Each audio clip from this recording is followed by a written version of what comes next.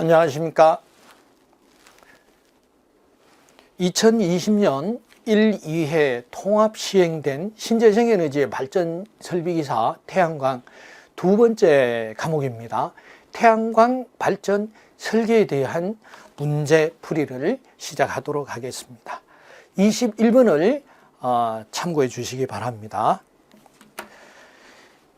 내선 규정에 따라 케이블 콘크리트에 직접 매설하는 경우에 케이블은 철근을 따라 포설하는 것을 원칙으로 하고 바인더 선으로 철근 등의 몇 메타 이하 간격으로 고정해야 되느냐.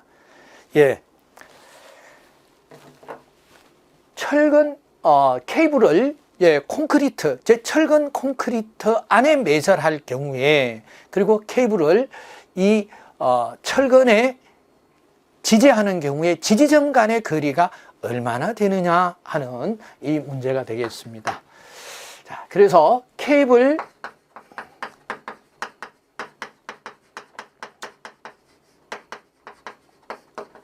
매설하는 데 원칙은 첫째, 접속점이 없어야 한다.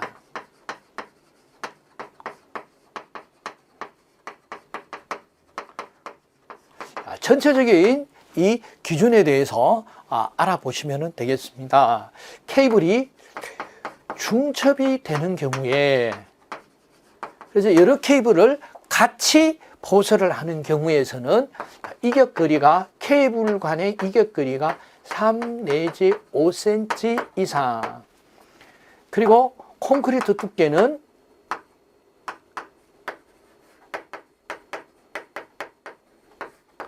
3cm 이상을 되어야 된다. 그죠? 그리고 케이블의 허용 곡률 반경은 외경 바깥 지름의 6배. 물론 단심 케이블일 경우에는 8배가 되어야 되겠죠. 그래서 케이블을 지지할 경우에, 철근에 지지할 경우에 이격거리, 지지점 간의 이격거리,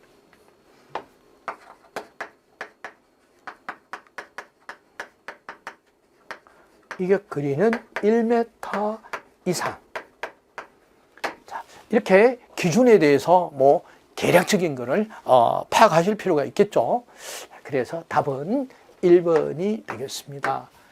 자, 여기서도 기본적인 케이블 공사에서의 이격거리를 참고적으로 알고 계시는 것도 도움이 되겠죠. 2m입니다.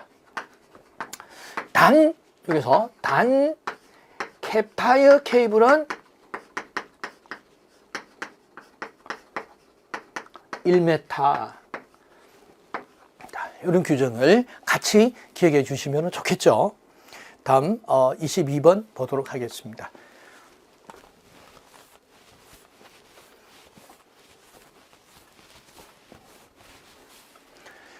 태양광 발전 어레이 세로 길이니까 가로, 세로 이렇게 되겠죠.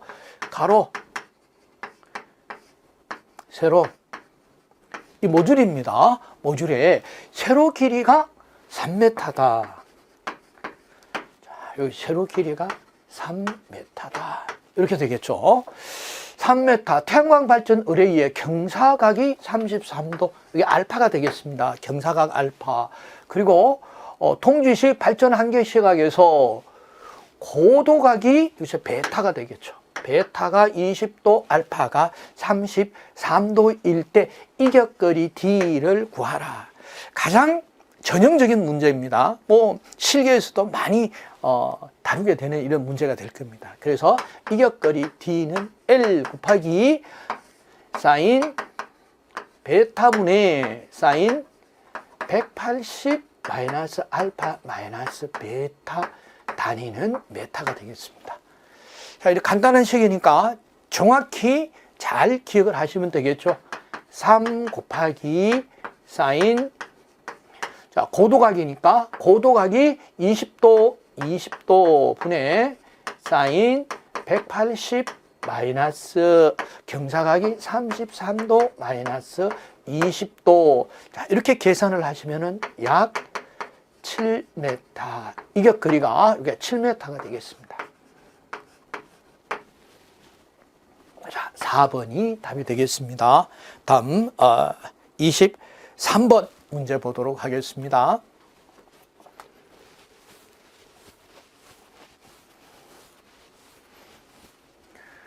전기설비 기술 기준의 판단 기준에 따라서 일반 주택 및 아파트 각 호실의 현관 등은 몇 분 이내에 소등되도록 타임 스위치가 설치하여야 하느냐.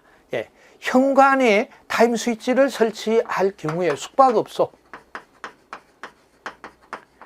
그리고 주택이나 아파트인 경우에 규정을 하고 있죠. 숙박업소는 1분,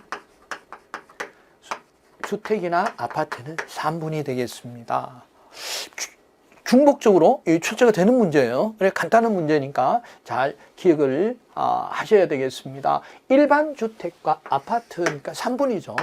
그래서 23번은 3번이 되겠습니다. 다음 24번 문제 보도록 하겠습니다.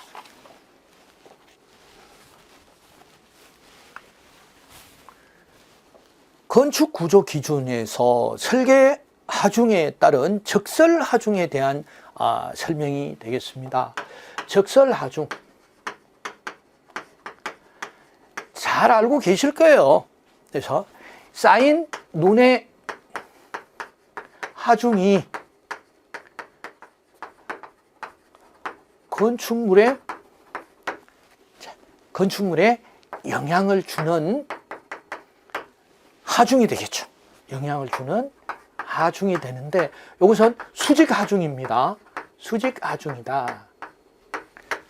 그래서 적설 하중인 SF는 CB 곱하기 CE 곱하기 CT 곱하기 IS 곱하기 SG로 구한다 해서 이게 의외로 중복이 돼서 출제가 됩니다. 자, 그래서 CB는 기본 지붕 적설 하중이에요. 적설 하중. 자, 이것은 노출 계수입니다. CE 노출 계수. T니까 뭐 온도와 관계가 있겠죠. 온도 계수. IS는 중요도가 되겠습니다. 중요도. SG는 지상 적설 하중이 되겠습니다. 적설 하중. 이렇게 돼서 적설 하중에 대한 기본식과 개념 알고 계시면은 좋겠죠. 그래서 최소 지상 적설 하중은 이것도 좀 알아두시면 좋겠습니다. 0.5kN 이 제곱미터 또는 단위 면적당 이렇게도 말씀하셔도 좋겠습니다. 우리나라의 기본 지상 적설 하중 중 가장 높은 지방은 6.0kN per 제곱미터다. 여기 이제 문제가 있습니다. 대관령인 경우에 일단 7kN per 메타 제곱이고 울릉도인 경우에는 10kN per 이러한 수치들은 시간이 경과함에 따라서 달라질 수도 있겠죠. 그래서 2번이 틀렸습니다. 지붕의 경사도는 15도 이하 혹은 70도를 초과하는 경우에는 불균형 적설 하중으로 고려하지 않는다. 지상 적설 하중이 0.5kN per 제곱미터보다 작은 지역에는 태정량에 의한 추가 하중도 왜 최소 적설 하중에 못 미치니까. 그래서 2번이 답이 되겠습니다. 그래서 다른 문제들도 한번 주의 깊게 읽어줄 필요가 있겠죠. 네, 관련이 되는 유사 문제가 뭐 나올 경우에는 도움을 받을 수 있겠습니다. 다음 25번 문제 보도록 하겠습니다.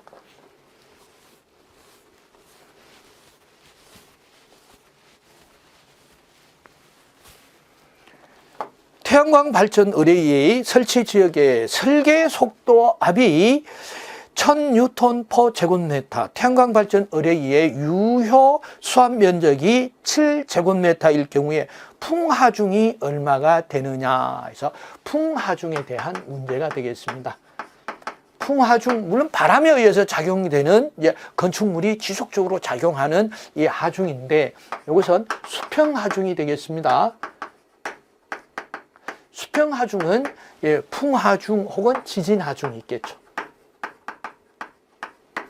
그리고 수직하중은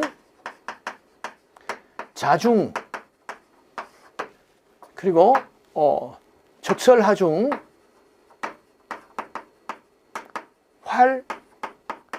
활하중이 되겠습니다. 한번 파악해 두시면은 기억이 오래 가시겠죠. 자, 그래서 풍하중에 대한 계산 문제로서 풍하중은 설계 속도와 곱하기 해서 유효 수압 면적 곱하기 카스트 영향 계수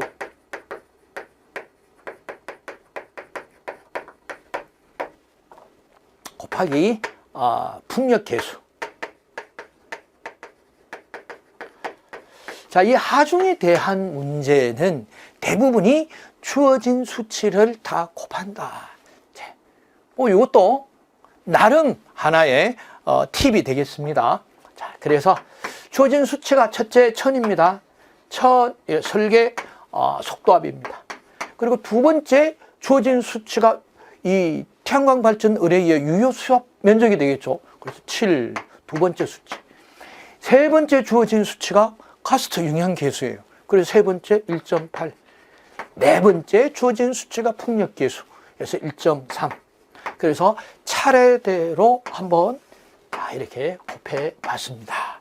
이게 곱하시면은 수치가 풍하중에 해서 16.38kN.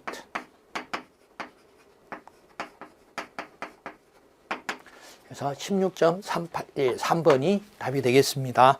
다음 26번 문제 보도록 하겠습니다.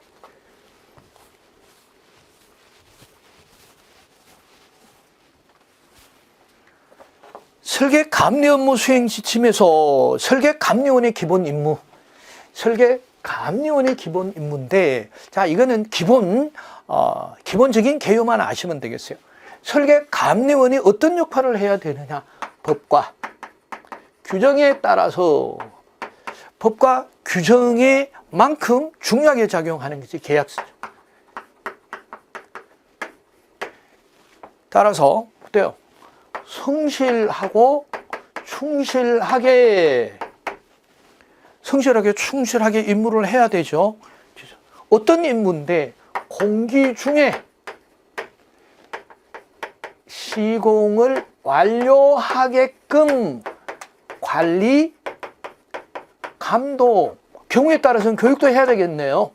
교육을 해야 되는 것이 바로 감리원의 기본 원칙이에요.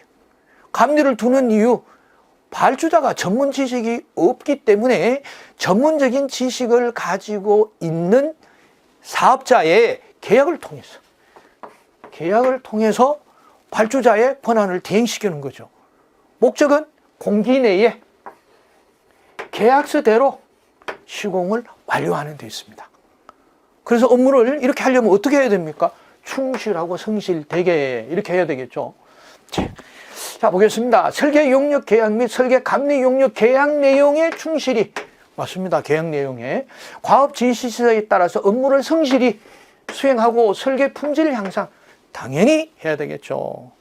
그리고 설계 감리 용역을 시행함에 있어서 설계 기간과 준공 처리 등을 감안하여 충분한 기간을 부여하여, 아니죠. 어때요? 공기 내에 있습니다. 공기 내에. 아주 미묘한 차이입니다. 공기 내에 충분한 시간을 가져버리면 공기가 연장해서 지체 상금에 대해서 뭔가 문제가 굉장히 많이 발생을 하겠죠. 그래서 3번이 의외로 이거는 완전히 틀린 답이 됩니다. 4번 설계 공정의 진청에 따라서 설계자의 필요한 자료 등을 제출받아서 설계 용역이 원활히 추진이 될 수 있도록 시공이 완료가 되도록, 이 원활히 추진돼서 어때요? 설계서대로 공기 내에 계약 금액 내에서 완료가 될 수 있도록 관리 감독을 하는 거죠. 해서 설계 업무를 감리 업무를 해야 된다. 설계 내용이면 설계 감리가 되겠고 시공 내용이면 시공 감리가 되는 겁니다. 설계 감리, 시공 감리가 완전히 다른 업무가 아니다. 관리 감독하는 업무다. 어떤 내용이든지 계약서에 준한 공기 내에 준한 목적물을 만들어낼 수 있게끔 이렇게 되죠. 그래서 26번은 3번이 답이 되겠습니다. 27번 문제 보도록 하겠습니다.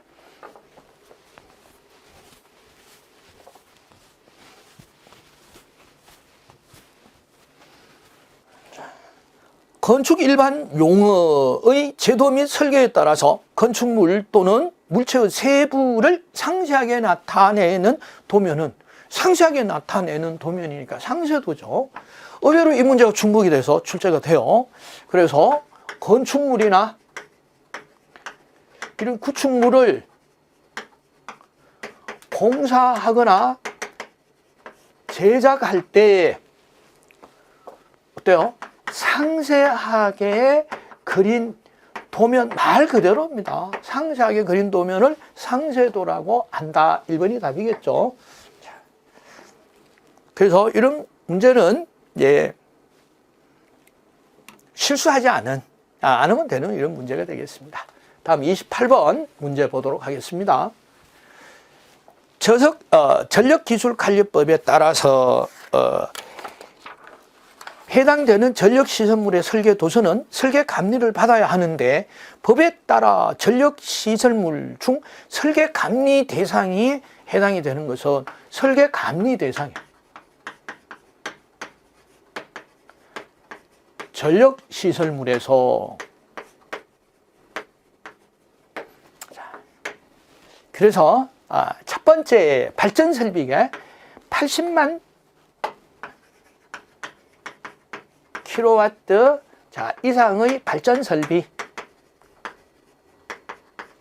그리고 30만 볼트 이상의 송전 변전 설비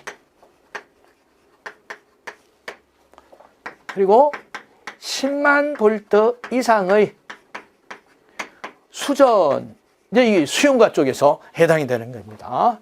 수전, 군내 배전 그리고 전력 사용 설비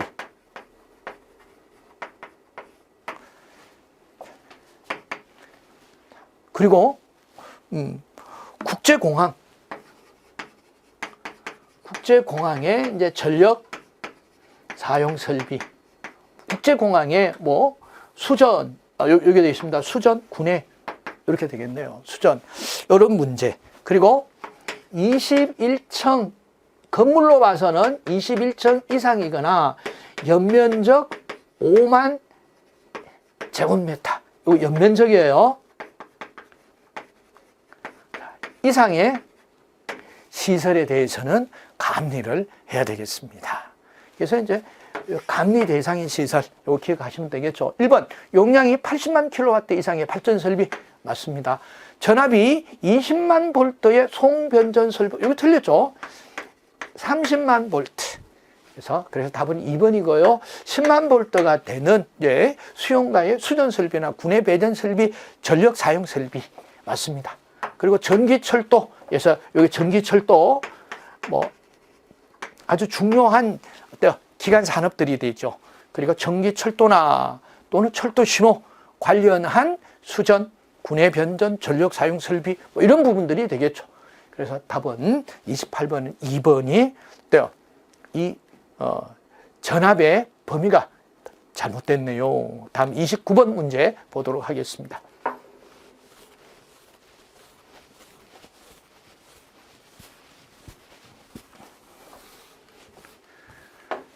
전력시설물 공사 감리 업무 수행 지침에 따라서 감리원이 해당 공사 착공 전에 실시하는 설계도서 검토 내용. 그래서 감리원이 착공 전에 설계도서 검토예요. 설계도서예요. 설계도서가 뭔지 이건 아시면 되겠죠. 설계도면. 설계 설명서, 지방서, 그리고 각종 계산서가 있겠죠. 물량 내역서, 산출 내역서, 뭐 기술 계산서. 자, 이런 서류가 많네요. 그럼 첫 번째 해야 할 일은 뭡니까? 이 서류가 상호 일치 여부. 두 번째, 시공의 적정성 또는 가능성, 현실성, 실제 이 도면대로 시공이 될 것이냐 한번 봐야 되겠네요. 그리고 타 공정과의 중복성. 자, 이런 부분 실제로 검토를 해야 뭐가 중복이 되느냐, 공기가 중복이 되느냐, 또는 이 설치 장소가 중복이 되느냐 조율을 하죠. 그리고 또 어떤 문제가 있겠습니까? 혹시 누락이나 오류, 불명확한 곳은 없는지,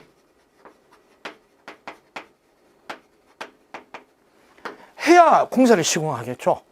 시공을 해서 서로 간에 문제가 되지 않고 해서 공기 내에 목적물을 품질을 유지 향상시키면서, 그래서 문제, 요게 이제 마지막에서 문제점이나 혹은 VE, 밸류 엔지니어링입니다. 밸류 엔지니어링은 어떤 의미가 있습니까?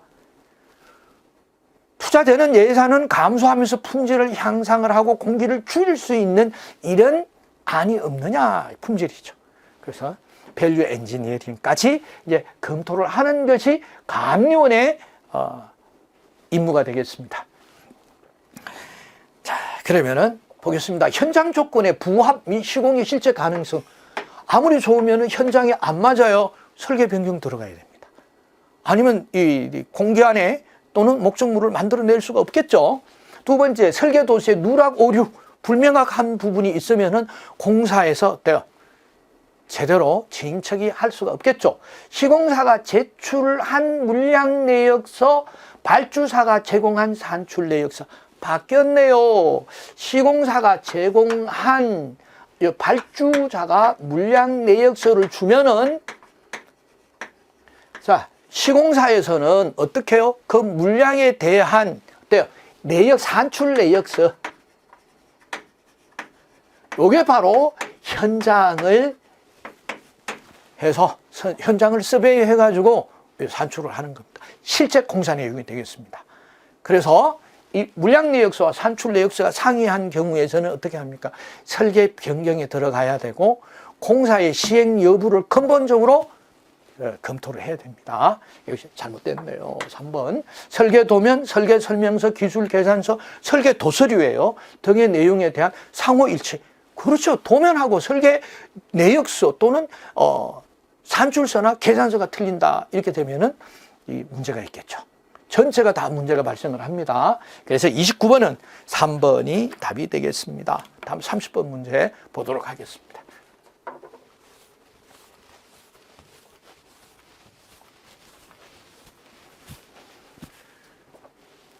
분산형 전원 배전 계통 연계 기술 기준입니다. 전기 방식이 교류 단상 220V인 분산형 전원의 저압 한전 계통 연계 방안이에요.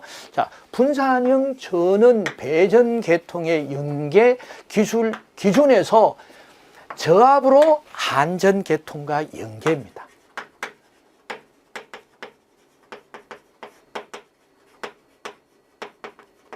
자, 연계는 첫 번째 500kW 미만이고 플러스 분산 전원의 누적 용량이 배전용 변압기 혹은 이걸 뱅크 용량이라고 합니다. 뱅크 용량의 50% 이하가 되어야 됩니다. 이것이 한전의 저압으로 연계할 조건입니다. 이 조건에서 단서 조항이 있어요. 단서 조항, 단상이고 220V인 저압인데 단상이고 220V일 경우에는 100kW 미만이고 배전용 변압기 용량이 분산 전원의 누적 용량이 배전용 변압기 용량의 50% 이상일 때 가능하다. 그래서 여기서도 이 배전용 변압기의 누적 분산 전원의 용량이 25%밖에 되지 않을 때는 간소금토가 가능하다. 이런 기준이 있죠. 그래서 여기서 500kW 미만이 아니라 이래서 많이 실수를 하는데 여기서 교류 단상 220V 기준이기 때문에 100kW 미만이 되겠습니다. 요 주의하셔야 됩니다. 31번 보도록 하겠습니다. 모듈에서 접속함까지의 직류 배선이 30m이며 모든 전압이 이 모듈 전압이죠. 모듈 전압이 300V, 전류가 5A일 때 전압 강하는 몇 볼트이냐? 예, 전압 강하 공식이네요.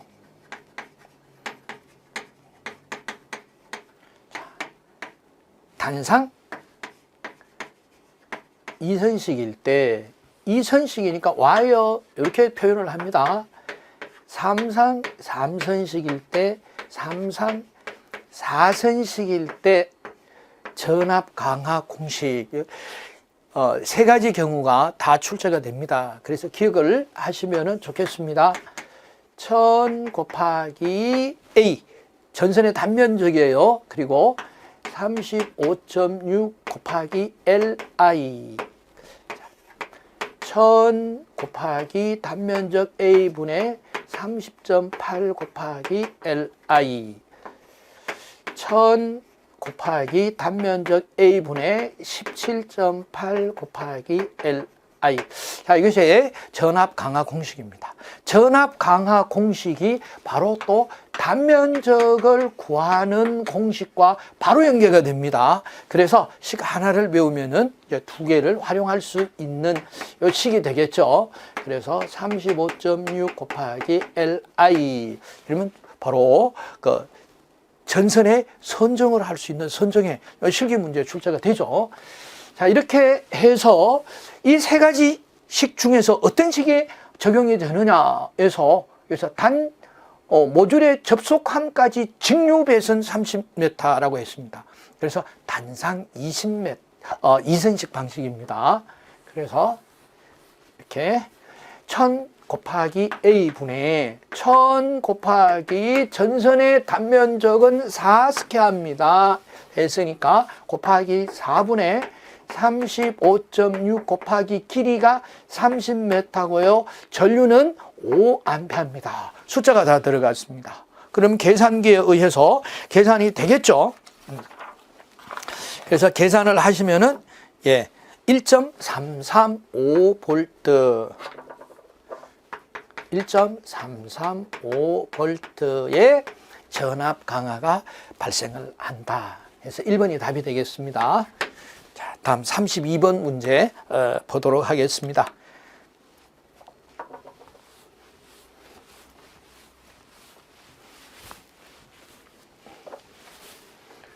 설계 하중을 시간 변동에 따라서 구분한 것으로 틀린 것은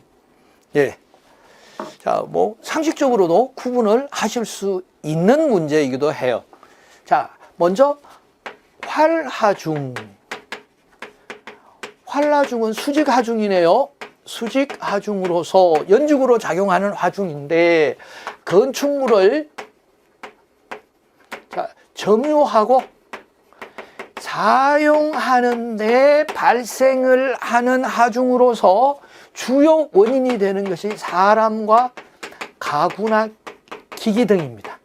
기기 등이 점유하거나 사용해 사람도 들어가서 출입을 하고 다니니까 어때요? 사람 무게가 작용을 하죠. 그래서 시간적으로 불명확한 화중이 됩니다. 활화중은 사람이 이 시간에 3명이 꼭 있고 또 다음 시간에는 6명이 있고 이러면 시간과 연관이 있겠는데 오늘은 10명이 있다가 내일은 3명 어때요? 불명확하죠. 수직으로 작용을 하되 시간 개념을 적용할 수 없는 하중이 한하중이 됩니다. 그래서 답은 1번이 답이에요. 자, 그럼 다른 개념은 시간 개념이 들어가느냐? 연구하죠. 이건 건축물의 존치기간, 시간 들어가네요. 존치기간에서 어때요? 수직으로 작용하는 하중이에요. 그러니까 대부분의 자중이 되겠죠. 자중. 임시하중. 임시하중은 아주 짧은 순간에 작용을 한다. 시간이네요. 시간과 관련이 있습니다. 어떤 일이 됐든 뭐 눈이 쌓인다든가 뭐 폭우가 온다든가 뭐 여러 가지 원인이 있겠습니다만은 짧은 시간에 작용하는 하중. 우발하중이다. 이것은 반복이 되지 않는 아주 우발적이다. 반복이 되지 않는, 자, 이 구간에 우발이라는 것이 시간 개념이죠. 시간 개념. 그래서 뭐 폭발이 발생을 했다든가 뭐 지진이 발생을 했다든가 이런 부분에 발생이 시간 개념이 들어가 있다. 그래서 답은 1번이 되겠습니다. 다음 33번 문제 보도록 하겠습니다.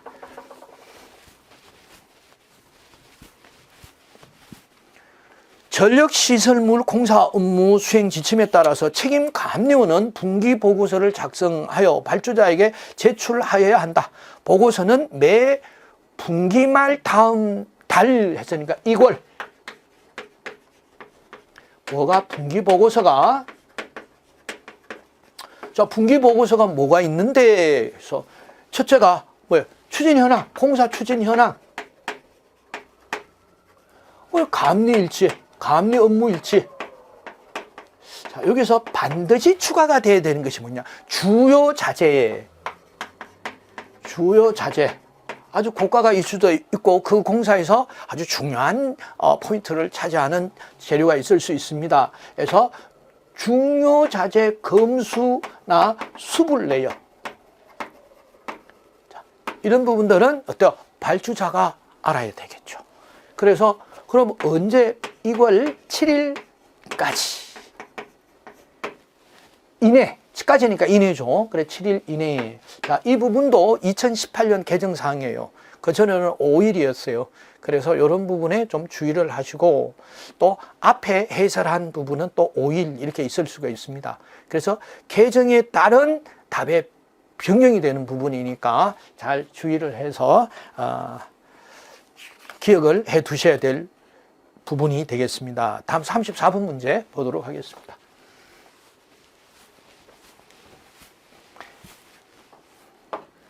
전력기술관리법에 따라 시도지사는 감리업자가 공사 감리를 성실하게 하지 아니하여 일반인에게 위해를 끼친 경우 산업통상자원부령으로 정하는 바에 따라서 그 등록을 몇 개월 이내 기간을 정하여 그 영업을 전부 또는 일부를 중지할 수가 있느냐.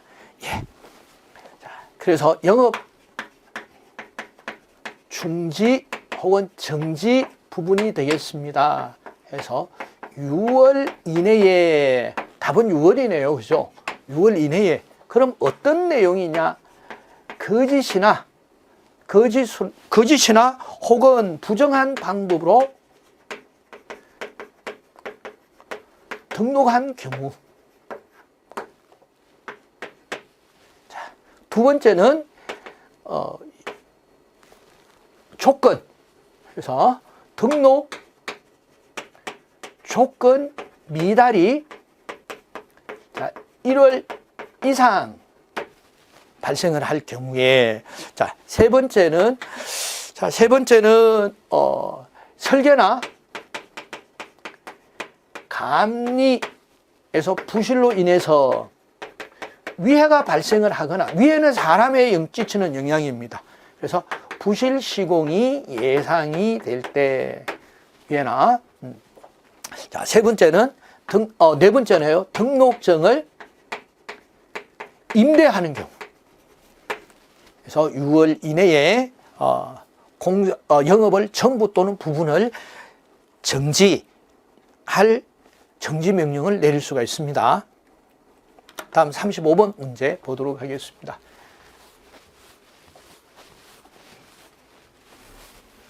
자, 케이블 화재가 되겠습니다. 케이블 화재.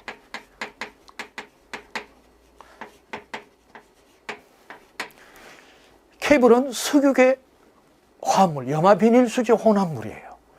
그래서 바로 이 석유 화재, 유류 화재가 돼버립니다. 그래서 연소 에너지와 열이 크다, 강하다. 그리고 연기가 많이 나요. 농연, 부식성, 연기가 시큼한 연기가 앞을 분간할 수가 없습니다. 그래서 부식성, 유독성 가스가 발생을 합니다. 그리고 화재의 전파가 빠르다. 그리고 화재의 진원지를 알 수 없다. 진원지를 불명확하다. 자, 유류화재다라는 말씀을 드렸습니다. 그래서 소화기로 진화도 어렵습니다. 자, 이런 것을 그럼 원천적으로 방지를 하기 위해서는 어떻게 해야 되느냐? 방지책, 방지대책. 그래서 연소 방지 도료를 도색을 하는 방법이 있겠고, 연소 방지 테이프를 사용하는 방법이 있겠고, 연소 방지 포를 사용을 하는 이런 방법도 있겠습니다. 자, 그래서 35번은 연소가 빠르다. 연소 에너지와 열이 강하며 화재 전파가 빠르다. 연소가 빠르다. 걷잡을 수 없이 번지게 되겠습니다. 맞습니다. 연소 에너지가 낮고 연소 에너지와 열이 높다, 강하다라고 했습니다. 그래서 접근이 불가능하죠. 그래서 연소 에너지가 낮고 해서 2번이 틀렸습니다. 부식성 가스, 유독성 가스가 발생하기 때문에 흡입을 하게 되면 호흡에 지장을 받을 수가 있겠죠. 연기 발생, 피난, 소화 활동에 지장을 준다. 유류 화재로 번져버립니다. 다음 36번 문제 보도록 하겠습니다.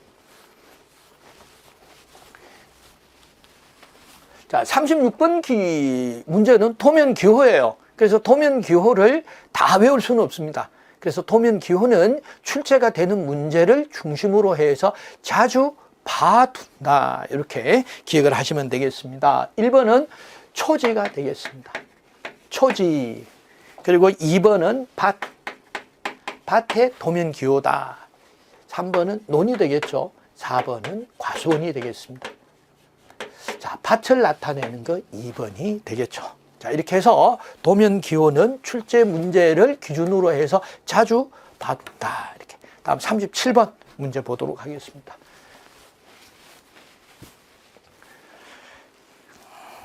신재생 발전기 개통 연계 기준에 따라 신재생 발전기의 역률은 몇 이상으로 유지하여 운전하여야 되느냐.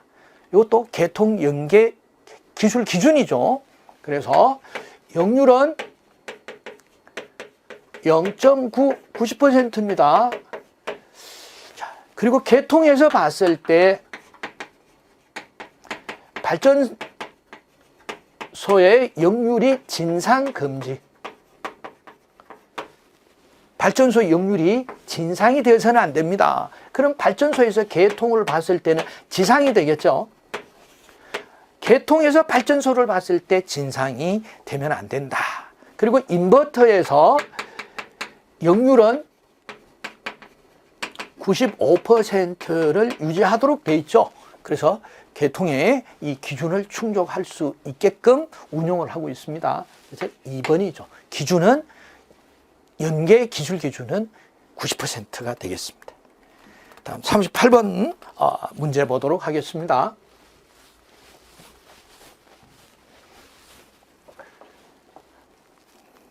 전기설비 기술 기준의 판단 기준에 따라서 분산형 전원을 전력 계통에 연계하는 경우에 인버터로부터 직류가 계통으로 유출되는 것을 방지하기 위하여 접속점과 인버터 사이에 설치하는 것이 무엇이냐 해서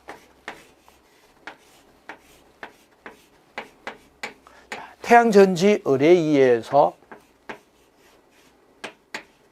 인버터죠. 인버터에서 어떤 거를 거쳐서 개통으로 가야 되느냐, 어떤 기준이 있느냐 하는 겁니다. 그래서 상용 주파 변압기를 설치하는 이유가 뭡니까? 전기적, 자기적이 아니에요. 전기적 절연을 한다. 전기적 절연을 하는 이유가 뭔데 해서 직류 유출을 원천적으로 방지를 하겠다라는 얘기죠. 그런데 문제는 상용주파 변압기가 크고 무겁고 비싸다 하는 내용이죠. 그래서 예외 규정을 두고 있습니다. 그래서 직류 회로가 비접지인 경우, 그리고 두 번째 작고 가볍고 가격이 싼 고주파 변압기를 사용하는 경우거나, 세 번째 직류 유출 방지 시설이 되어 있을 때, 즉 직류 유출을 검출하는 검출기를 달고 검출이 되었을 때 인버터의 동작을 정지시키는, 즉 차단시키는 기능이 있을 때는 예외로 한다 하는 예외 규정도 있죠. 예외 규정도 있습니다. 그래서 답은 상용 주파 변압기로 뭐를 하겠다? 절연을 하겠다. 무엇을? 직류를. 이렇게. 다음 39번 문제 보도록 하겠습니다.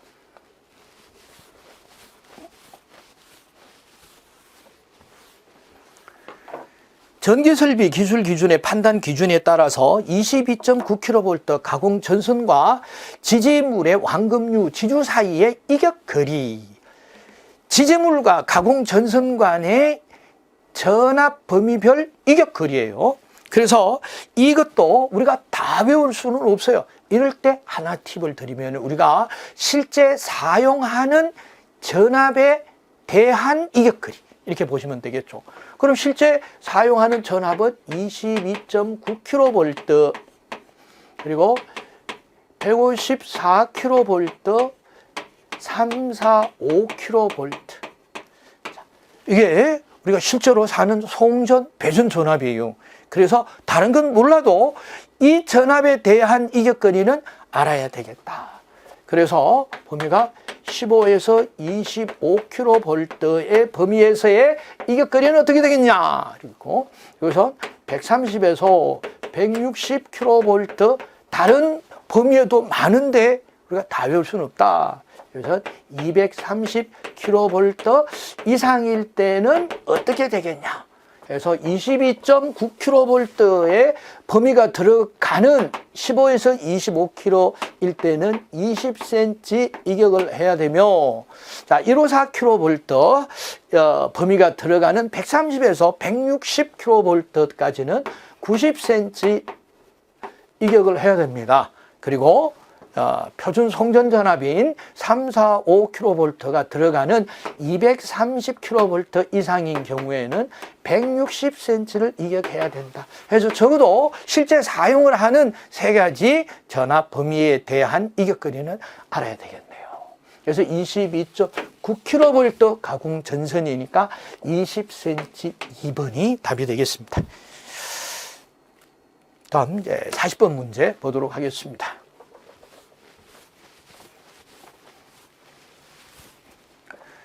태양광 발전 설비의 공사에 적용이 되는 시방서에 대한 문제가 되겠습니다.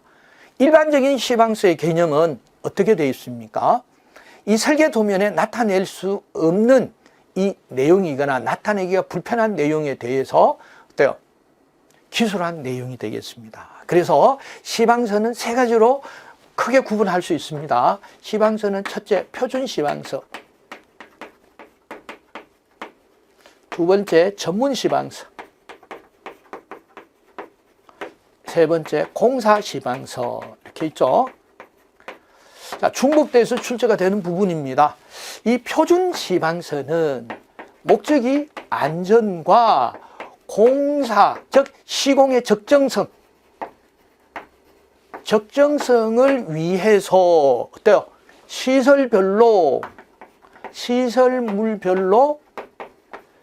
적용하는 표준 시공 기준이 되겠습니다. 자, 표준이 들어가네요. 표준 시방서니까 표준 시공. 자, 전문 시방서는 표준 시방서를 기본으로 해서 모든 공종에 적용이 되는 종합적인 시공 기준이 되겠습니다. 시공 기준이 되며, 이것은 특정 공사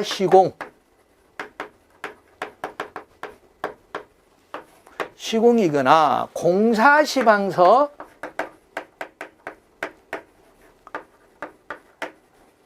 작성에 이용이 된다. 자, 공사 시방서는 전문 시방서를 기본으로 해서 공사별로 적용이 되는 시공 기준입니다. 시공 기준. 공사별로니까 건축공사와 같이 되겠죠. 그래서 공사별로 적용하는 시공 기준으로서 자, 어떻게 되나요? 이제 설계 도면에 나타내기 어렵거나 불편한 내용이나 제품 혹은 공법, 품질 검사에 대한 내용이 수록이 되어 있으며 공사 시방서는 계약서의 일종이 되겠습니다. 계약서의 효력을 가지고 있습니다. 자, 이렇게 해서 기본적인 내용을 알고 계시면은 큰 문제는 없으시겠죠. 자, 그래서 보시면은 공사 시방서는 설계 도면에 표현하기 곤란한 설계의 내용 및 세부 공사. 그래서 설계 도면에 어렵거나 표현하기에 불편한 내용에 대한 부분을 기술한다. 표준 시방서 있죠. 시설물의 안전과 공사 시행의 적정성, 안전과 공사의 적정성을 위하여 시설물별로 적용되는 표준 시공 기준 했어요.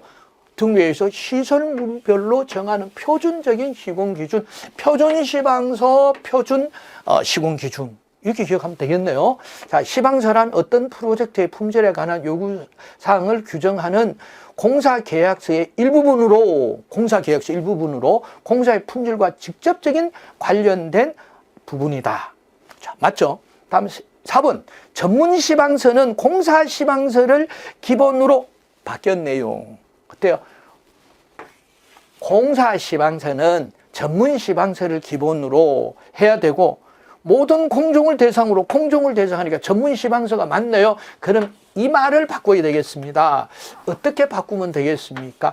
표준 시방서를 기본으로 해서 모든 공정을 대상으로 하여 특정 공사의 시공에 활용하기 위한 종합적인 시공 기준이다.